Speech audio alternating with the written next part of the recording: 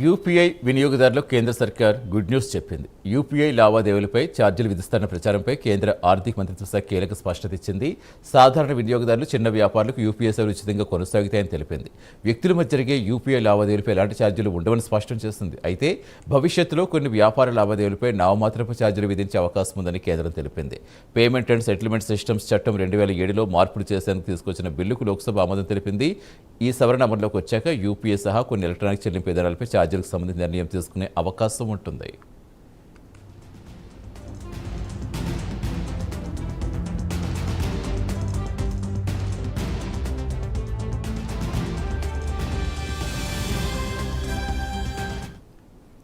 నిర్దిష్ట పరిమితికి మించి జరిగే కొద్దిపాటి వ్యాపార లావాదేవీలకు మాత్రమే తక్కువ రేటుతో మర్చెంట్ డిస్కౌంట్ రేట్ ఎండీఆర్ వర్తించే అవకాశం ఉందని స్పష్టం చేసింది.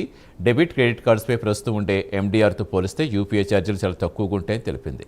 ముఖ్యంగా గుర్తుంచుకోవాల్సిన విషయం ఏంటంటే ప్రస్తుతం యూపీఐపై ఎలాంటి కొత్త ఛార్జీలు విధించడం లేదు. Taxation and other loss amendment bill 2026 ఆమోదం పొందాకే పేమెంట్ అండ్ సెటిల్మెంట్ సిస్టమ్స్ చట్టంలో సెక్షన్ 10A మార్పులు అమల్లోకి వస్తాయి. ఈ తర్వాతే ఛార్జీలు అవసరమైతే ఎంత విధించాలి, ఈ అంశాలపై నిర్ణయం తీసుకుంటారు.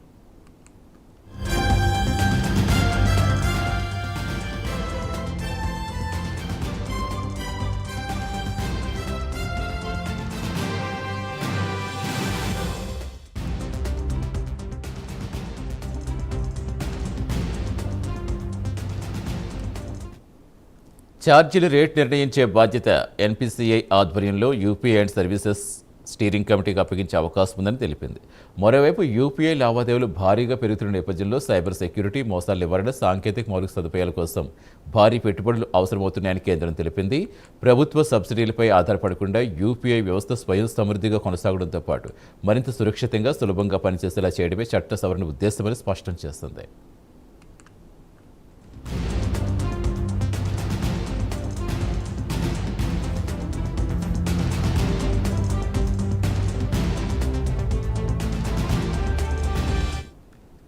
అదే సమయంలో విదేశీ ఒత్తిళ్ల కారణంగా యూపీఐలో మార్పులు చేస్తున్న ప్రచారం కేంద్రం ఖండించింది.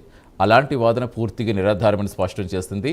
ప్రస్తుతానికైతే సాధారణ యూజర్స్ యూపీఐ ఉచితమే. వ్యక్తిగత లావాదేవీలకు ఎలాంటి ఛార్జీలు ఉండవు. భవిష్యత్తులో ఛార్జీలు వస్తే అవి కొద్ది మంది పెద్ద వ్యాపార లావాదేవీలకు పరిమితమయ్యే అవకాశం ఉందని తెలిపింది.